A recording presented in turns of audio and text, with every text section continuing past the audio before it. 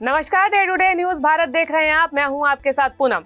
हमारा चैनल आपसे ये वादा करता है कि हम निष्पक्ष तरीके से पत्रकारिता करेंगे। हमारा कोई भी पत्रकार किसी से कोई उपहार या फिर विज्ञापन को स्वीकार नहीं करेगा। चैनल आपसे ये वादा करता है कि हम समाज के दबे कुचले लोगों की आवाज बनेंगे और ऐसे किसी भी व्यक्ति की खबर को हम नहीं चलाएंगे जो कि भोले भाले लोगों को ठगने का काम करते हैं, उनको मूर्ख बनाते हैं या फिर किसी भी प्रकार का झूठा प्रलोभन देते हैं। Day to day news Bharat आपसे ये वादा करता है कि हम लोकतंत्र के चौथे स्तंभ को मजबूत करने का प्रयास करेंगे। और अब बात कर लेते हैं चंडीगढ़ की, जहां दशहरा से पहले ही रात के अंधेरे में किसी ने रावण के पुतले को आग लगा दी। मेले के आयोजक परेशान हैं और अब वे समझ नहीं पा रहे हैं कि शाम को आखिरकार क्या करेंगे। चंडीगढ़ के सेक्टर 30 में दशहरे पर दहन के लिए बने रावण के पुतले को असामाजिक तत्वों ने आग लगा दी। आरबीआई कॉलोनी के सामने बने पुतले में आग लग जाने से अफरा तफरी मच गई। रात में करीब 12 बजे की यह घटना बताई जा रही है जब अग्निशमन विभाग को सूचना दी गई, लेकिन तब तक पुतला पूरी तरीके से जलकर खाक हो चुका था। पुलिस इस पूरे मामले की जाँच कर रही है।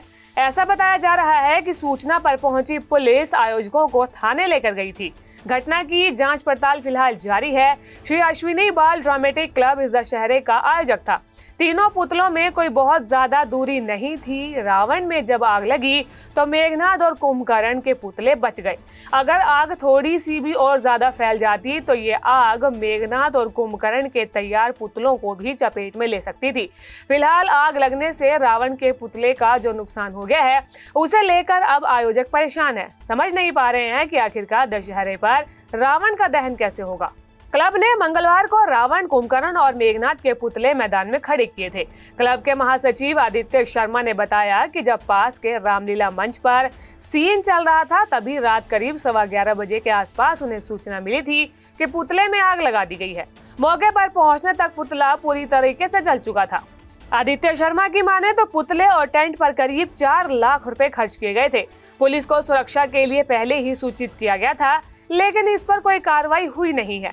इससे पूरा दशहरा आयोजन प्रभावित हो गया है और एरिया के पार्षद और डिप्टी मेयर तरुणा मेहता भी मौके पर पहुंची। उन्होंने कहा कि पुलिस को पहले सूचित किया गया था और अब कड़ी कार्रवाई होनी चाहिए। जानकारी के मुताबिक मोटरसाइकिल पर सवार 2 युवक हेलमेट पहनकर आए थे। उन्होंने पुतलों में आग लगाई और तुरंत वहां से भाग निकले। सूचना मिलते ही पुलिस मौके पर पहुंची और जांच पड़ताल शुरू कर दी। इंडस्ट्रियल एरिया पुलिस शरारती तत्वों की तलाश में जुटी हुई है। रावण के पुतले में आग इस कदर लगी थी कि जब तक आग पर काबू पाया जाता रावण का पुतला पूरी तरीके से खाक हो चुका था, क्योंकि पुतले में पटाखे भरे जा चुके थे और इसीलिए आग काफी तेजी से फैली और कुछ ही मिनटों में रावण को स्वाहा कर दिया। दशहरा पर्व से पूर्व चंडीगढ़ में पुतले में आग लगाने की घटना कोई पहली बार नहीं है। इससे पहले 2022 में भी ऐसी ही एक घटना सेक्टर 46 स्थित दशहरा ग्राउंड में हुई थी, जहां दहन के लिए खड़े किए गए रावण, मेघनाद और कुंभकर्ण के पुतलों में से मेघनाद के पुतले में अचानक आग लगा दी गई थी।